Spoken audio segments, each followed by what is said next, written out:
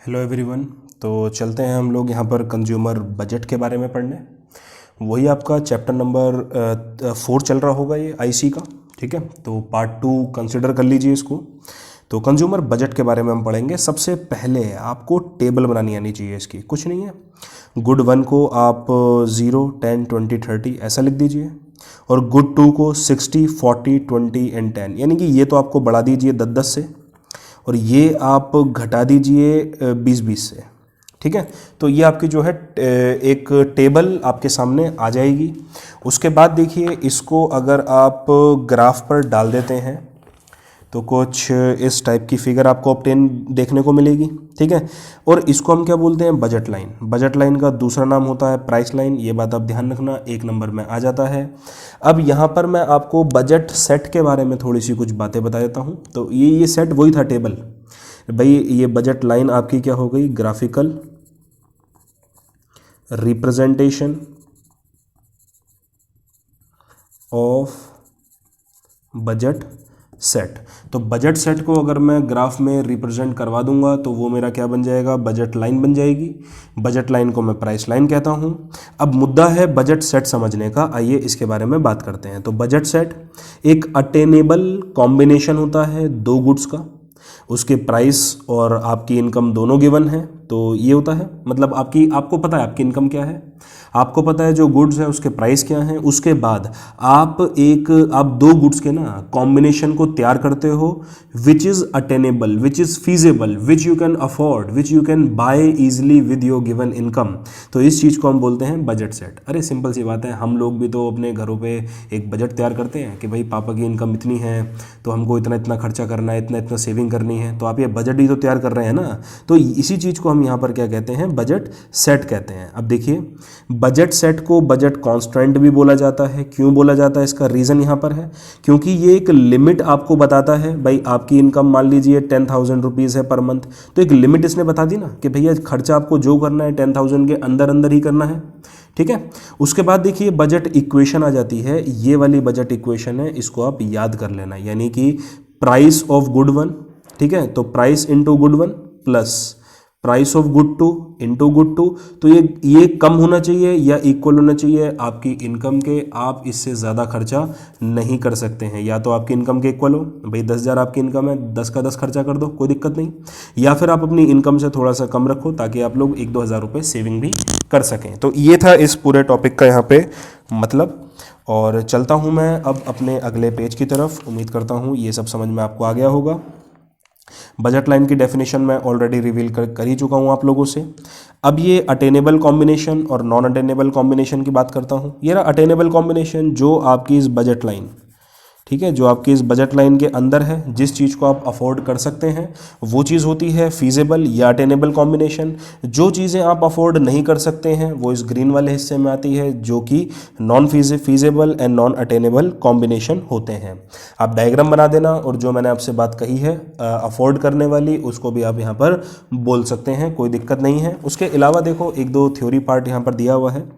ये कह रहा है एक कंज्यूमर जो है वो अफोर्ड कर सकता है वही कॉम्बिनेशन जो उसकी बजट लाइन के अंदर आता है। इस इलाके को हम फीजिबल रीजन कहते हैं।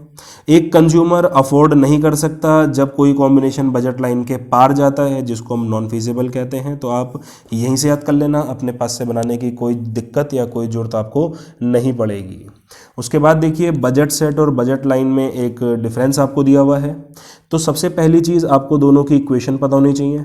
इक्वेशन में यहाँ पर देखिए y से पहले आपको लेस देन और इक्वल टू का साइन दिखेगा, यहाँ पर y से पहले आपको सिर्फ इक्वल टू का साइन दिखेगा। बजट सेट की डेफिनेशन आप पीछे से लिख सकते हैं, और इसकी मैंने आपको डेफिनेशन ऑलरेडी बताई हुई थी कि ये ग्राफिकल रिप्रेजेंटेशन होती है ऑफ बजट सेट। तो इस तरीके से आप यहाँ पर इसका टी शेप फॉर्म कर सकते हैं, कोई दिक्कत देख लो, मैंने नहीं आने दी आप सभी को। उसके बाद यहाँ पर स्लोप की बात कर रहा है, तो स्लोप इसका होता है delta Y upon delta X. ये डेल्टा का मतलब होता है चेंज, बदलाव। ठीक है, इसके ऊपर आपको कुछ याद करने की यहाँ पर भी जरूरत नहीं है। और चलेंगे हम लोग अपने अगले पेज की तरफ, देखते हैं यहाँ पर क्या है। देखिए ये इस जगह पर इसने क्या लिखा हुआ है, ये आपको कह रहा है जो प्राइस लाइन का स्लोप है, ठीक है, वो यहाँ पर कांस्टेंट है। क्यों? क्योंकि प्राइस लाइन एक स्ट्रेट लाइन होती है और मैथ्स में आप लोग पढ़ चुके हैं, तो स्ट्रेट लाइन का स्लोप हमेशा क्या रहता है? कांस्टेंट ही रहता है। तो यहाँ पर इसका जो स्लोप आने वाला है, स्लोप ऑफ प्राइस लाइन, वो हमेशा क्या रहेगा? कांस्टेंट रहेगा, एक ही जैसा रहेगा वो। ठीक है, इस बात का आप ध्यान रखना, 1 नंबर में ये सब चीज़ें आ सकती हैं। अब उसके बाद देखिए क्या लिखा है, बजट लाइन डाउनवर्ड स्लोपिंग है। जी बिल्कुल ठीक बात है, डाउनवर्ड स्लोपिंग है। क्यों? क्योंकि यहाँ पर वही रीज़न आपको लिखना है, वही to gain 1 more unit of good X, ठीक है, we need to sacrifice more and more of good Y, वो करके लिख देना, आपका काम हो जाएगा। और उसके बाद आप ये टेबल बना लेना, जो टेबल मैंने आपको अभी सिखाई थी यहाँ पर। ये देखिए, एक चीज़ को आप बढ़ा रहे हैं तो दूसरी चीज़ को आप घटा रहे हैं, तो ये टेबल यहाँ पर आप जरूर बनाइएगा। ठीक है, तो टेबल बना दिया आपने, रीज़न लिख दिया और बता दिया कि जी हाँ, ये बिल्कुल डाउनवर्ड स्लोपिंग होती है, तो आपका काम यहाँ पे हो जाएगा। अब आपको देखिए क्या करना है, अब हम यहाँ पर शिफ्ट और रोटेशन के बारे में बात करेंगे।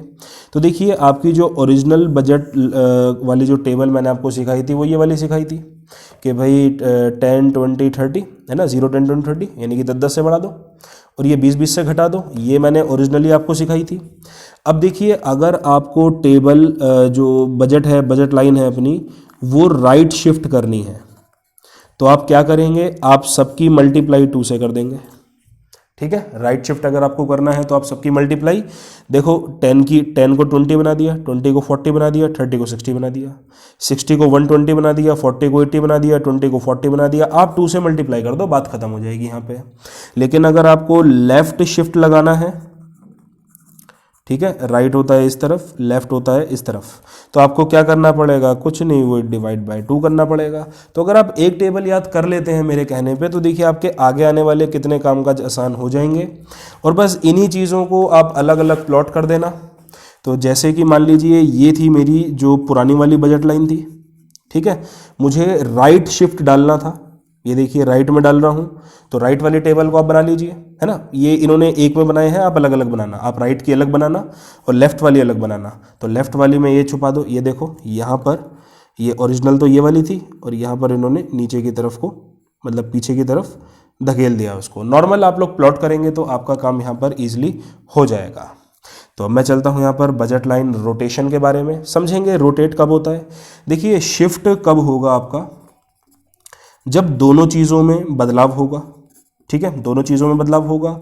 और रोटेट आपका कब होगा? जब किसी एक ही चीज़ में बदलाव होगा। इन दो बातों को आप अगर समझ जाते हैं तो बहुत सही रहेगा। तो आइए फिर बात करता हूँ, बजट लाइन आपकी रोटेट राइट में कब करेगी? देखिए, जब आप सिर्फ बजट लाइन आपकी राइट में कब रोटेट करेगी? देखिए, तो पी एक्स यहाँ पर क्या हो जाएगा? फॉल हो जाएगा। अब यहाँ पर जो गुड एक्स था उसका जो प्राइस है वो क्या हो गया? रिड्यूस हो गया। इसका मतलब क्या है? अब आप इसकी जो डिमांड है वो ज़्यादा कर सकते हैं अपनी गिवन इनकम से, तो आप क्या कर देंगे? इसकी डिमांड को इंक्रीज़ कर देंगे, तो राइटवर्ड शिफ्ट हो जाएगी। ठीक है, देखिए कोई भी चीज़ अगर यहाँ पर बढ़ जाए, ये देखिए जैसे इसकी डिमांड बढ़ रही थी, अब आप इसको ज़्यादा खरीद सकते हैं, तो आप क्या करेंगे? इसको राइट में रोटेट कर देंगे। इसको कहाँ रोटेट कर देंगे? आप राइट में रोटेट कर देंगे। ऐसी अगर मैं आपसे बात करूँ, जो गुड वाई है उसके अगर प्राइस घट गए तो यानी कि उसकी डिमांड जो है वो बढ़ेगी।